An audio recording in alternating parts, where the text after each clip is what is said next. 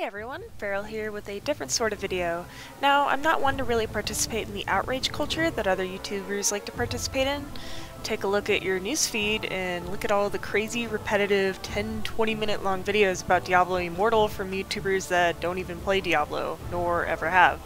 It's wild to me because I try to imagine myself from the developer's point of view and see the constructiveness of videos like this, but a lot of them are simply really mean-spirited, so I wanted to try and make a video that was more constructive and easier to listen to, I guess.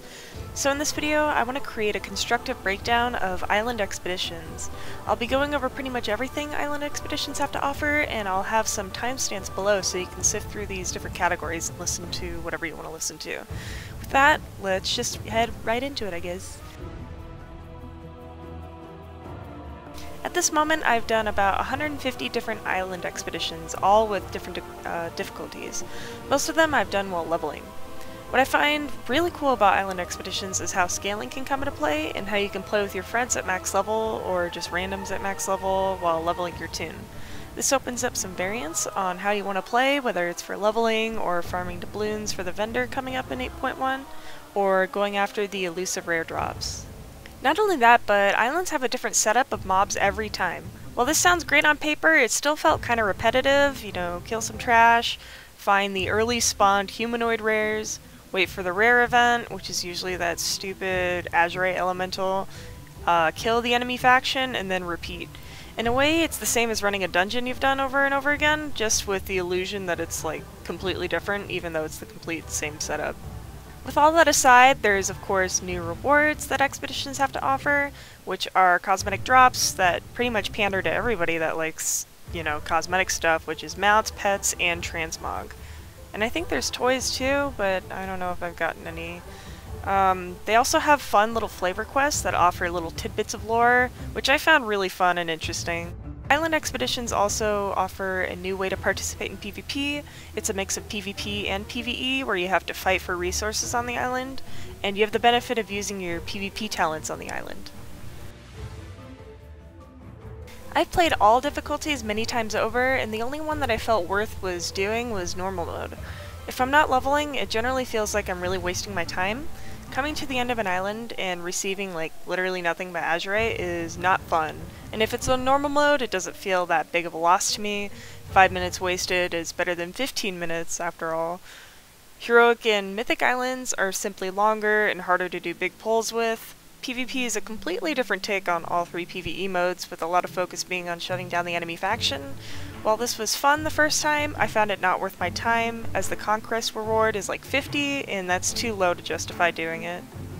In a recent interview with Jeremy Fiesel and Paul Watkins with the Latin American content creators, the lack of perception with rewards was a topic that was brought up. It was mentioned that higher difficulties do give a higher chance at loot, but ultimately it doesn't feel that way. In the end, people want to smash through content as fast as they can, or at least get a decent reward for putting time and effort into things, and a higher drop rate just doesn't seem to justify it if you get nothing like 10 islands in a row. So my proposed solution to this, if I suddenly became a developer for World of Warcraft, would be to give a set amount of doubloons at the end of every island expedition, which increases with each difficulty. So you would get like 5 doubloons for completing a normal one, 10 for heroic, and 20 for mythic and PvP. Maybe higher for PvP, because that one does take a little bit longer. This would especially play well into the vendor coming with 8.1, and this would help players feel like every expedition is worth their time, no matter the difficulty, and doing harder difficulties would be way more fulfilling. The rares and events are what make island expeditions super fun for me. As you know, I really like rare mobs. I don't know why, maybe that's just the thing I like. But when the atmosphere changes and the hunt for that rare begins, it changes how the island feels. It's super fun. Your whole team is like, alright, let's go get that frickin' Mogu mob, so maybe I can get that stupid Quillen mount. But some of them can be challenging, like the Elemental Lords, and I find that super fun, because even on normal mode, those things kick my ass. And maybe that's because I'm bad at the game, but whatever. But my absolute favorite ones are when the portals pop up, and you can go back to some old, what are they called? Old environments, like the Mogu halls from Mists of Pandaria, and then into the ship of the Naglfar, which is super cool because it kind of gives you like a nostalgic feeling and everything. So the rares and events are super unique, they're really creative, there's a lot of heart put into it, and there's a lot of art put into it. So I find those to be the best part of the islands. The rewards are awesome. I think island expeditions were the perfect place to put unused transmog, like recolors and stuff, new pets, and recolored mounts. A lot of them look really nice, like the Twilight Avenger. I always really loved that color because it was on like the Gladiator Drake, and I thought that was just a really nice color. And of course, because it was so long ago, I figured we'd never get it. So I was really excited to see them add that into the game. But I'm sure everyone's biggest gripe is the same as my biggest gripe, because the drop rates are so damn low. It's awful. Like, I've done 150 of these, and I haven't gotten a single mount, despite that's what I want. I have 3 Captain Nibs, I guess, but I can't even sell those. So, with no way to target these rewards, farming these expeditions can feel really exhausting and really unfun when your target isn't anywhere within reach. It's kind of like the carrot on the end of the stick. That's what it feels like, and it's not fun. So while the vendor in 8.1 provides a nice alternative to mindlessly grinding, the fact that all of the mounts and pets and transmog aren't on the vendor is pretty disappointing.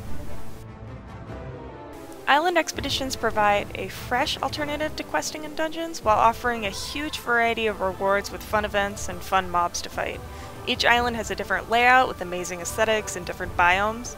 The reward and difficulty system is in need of some serious tuning, which the devs have communicated about fixing, but ultimately I look forward to the future of islands. I'm super stoked for the 2 new islands coming out in Tides of Vengeance, and hopefully that, you know, these will work out. I really want them to work out because there's a lot of art going into this, and, you know, it can be fun, and that's what's important to me.